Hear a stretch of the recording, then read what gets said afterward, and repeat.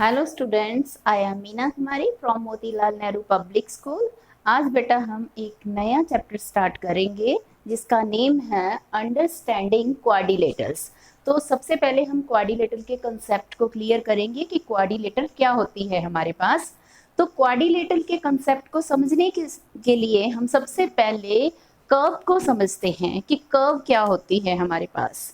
तो आज सबसे पहले कर्व के बारे में देखिए कि कर्व क्या होगी।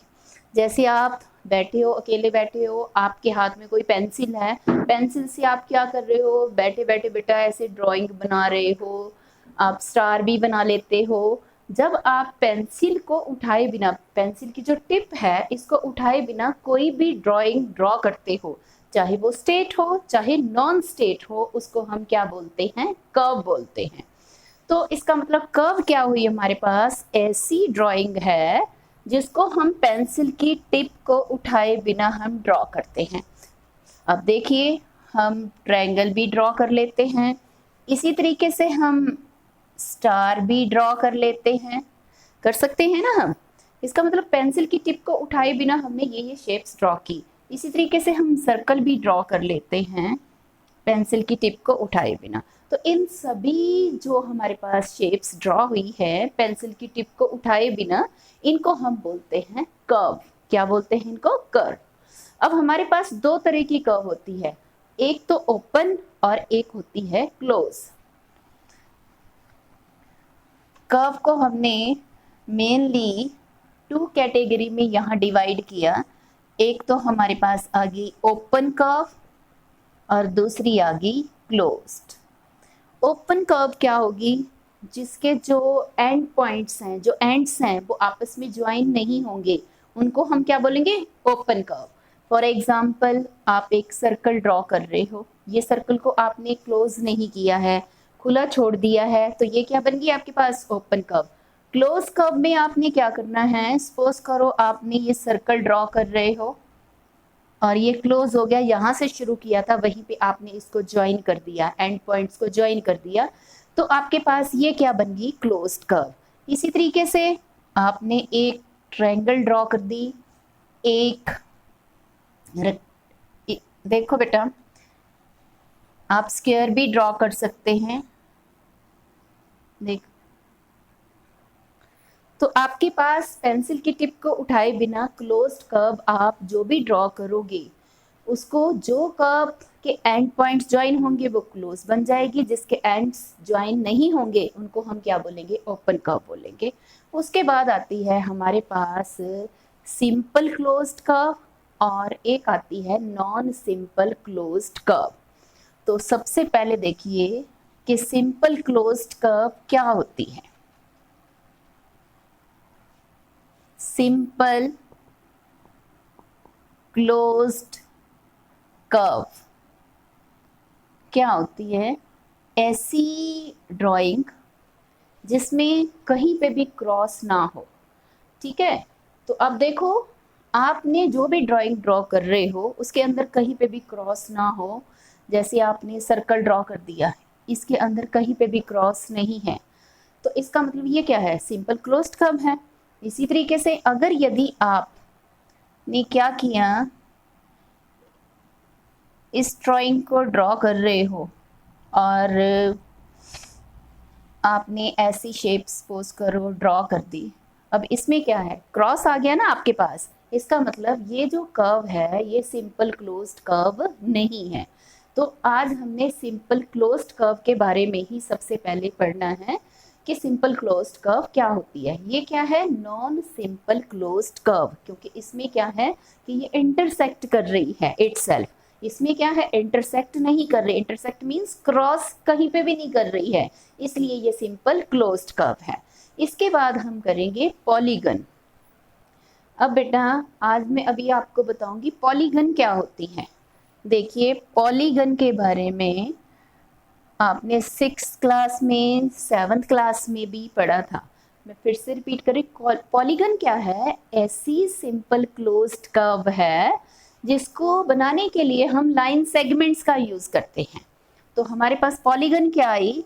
ए simple closed curve closed curve made up of line segments.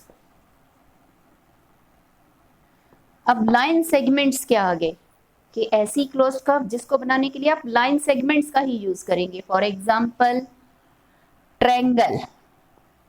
अब देखिए ट्रायंगल जब ड्रॉ करते हैं तो हमारे पास लाइन सेगमेंट्स का यूज होता है. इसी तरीके से रेक्टेंगल, जब हम रेक्टेंगल की शेप ड्रॉ करेंगे तो उसमें भी हमारे पास लाइन सेगमेंट्स का ही यूज होता है. उसके बाद स्क्वायर, स्क्वायर को ड्रॉ करने के लिए भी हम लाइन सेगमेंट्स का ही यूज करते हैं. जब हम स्क्वायर की शेप ड्रॉ करेंगे उसमें भी हमारे पास लाइन सेगमेंट्स का ही यूज होगा. तो आपने क्या किया, स्क्वायर की शेप ड्रॉ की और रेक्टेंगल और ट्रायंगल की शेप. इसका मतलब ये सारी क्या है, सिंपल क्लोज्ड कर्व हैं. तो इसके बाद हम ये देखेंगे कि पॉलीगन की कौन कौन सी टाइप्स हैं. पॉलीगन की मेनली 2 टाइप्स होती हैं. तो उस देखिए हमारे पास पॉलीगन की जो 2 टाइप्स हैं वो कौन कौन सी हैं. एक तो हमारे पास है कन्वेक्स पॉलीगन, कन्वेक्स पॉलीगन. दूसरी आती है हमारे पास concave polygon.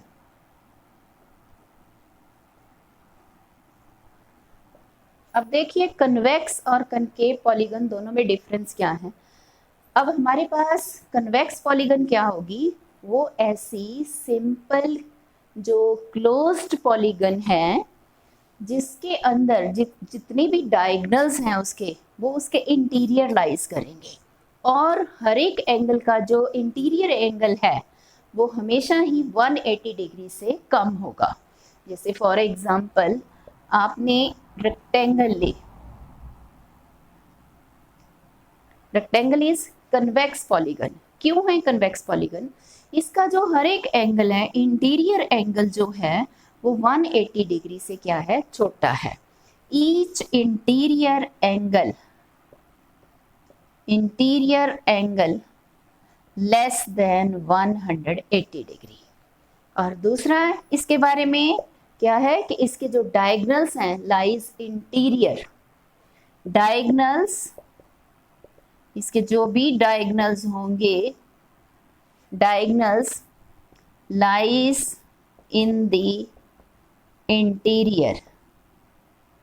Interior of the polygon.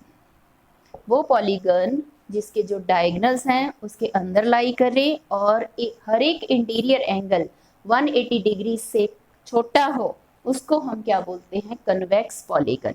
उसके बाद आती है हमारे पास कनकेव पॉलीगन.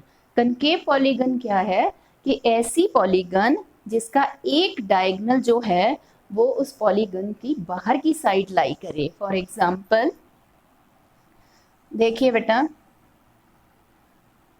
ये एक पॉलीगन है, इसमें देखिए जो एक एंगल है, ये वाला जो एंगल है ये 180 डिग्री से बड़ा है और 360 डिग्री से छोटा है. या आप इसको ऐसे बोल सकते हैं, one angle is reflex angle. और जो एक डायगोनल होगा इसका वो इसके बाहर लाई करेगा. ये डायगोनल जो है इसके एक्सटीरियर लाई करेगा. तो उस पॉलीगन को क्या बोलेंगे हम, कनकेव पॉलीगन. अब कन्वेक्स पॉलीगन और कनकेव पॉलीगन में आपको डिफरेंस समझ में आया बेटा. इन दोनों में क्या डिफरेंस है, कनकेव में क्या है, one of the interior angle is reflex angle and one diagonal lies to its exterior, इससे बाहर लाई करेगा. जैसे ये अंदर है तो इसमें तो डायगोनल एक तो अंदर आ जाएगा आपके पास, जो एक डायगोनल, ये वाला जो डायगोनल है वो इसके बाहर की साइड आएगा. तो उस पॉलीगन को हम क्या बोलेंगे, concave polygon. Students, regular polygon, what is regular polygon. जैसे आप बोलते हो स्कूल में जाते हो, आप बोलते हो रेगुलर, आप रेगुलर हो मीन्स डेली आ रहे हो स्कूल में.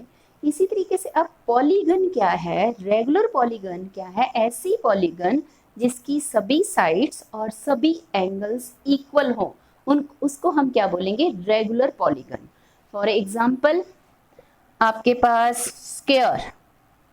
स्क्वायर की शेप, स्क्वायर की क्या है, सभी साइड्स इक्वल हैं, सभी साइड्स इक्वल और each angle is 90 degree, so square is regular polygon.